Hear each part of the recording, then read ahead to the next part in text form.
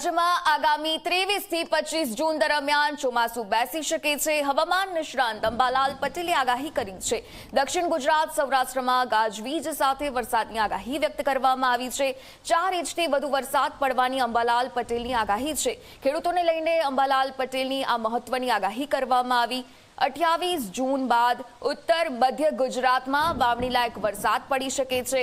પાટણ, સમી, હારીજ, મહેસાણામાં પણ વરસાદની આગાહી વ્યક્ત કરવામાં આવી છે.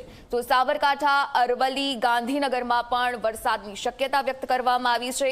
આ સાથે પંચમહાલ, મહીસાગર, વડોદરા અને અમદાવાદમાં વરસાદની આગાહીની શક્યતા વ્યક્ત કરવામાં આવી છે. તો 7 જુલાઈ બાદ રાજ્યમાં વરસાદના કારણે નદી નાળા પણ છલકાશે.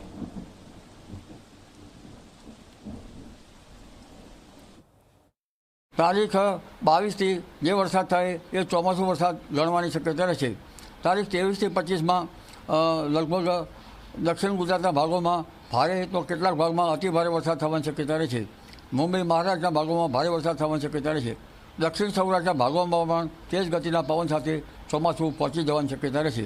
સૌરાષ્ટ્રના અન્ય ભાગોમાં પણ વરસાદ થવાની શક્યતા રહે છે.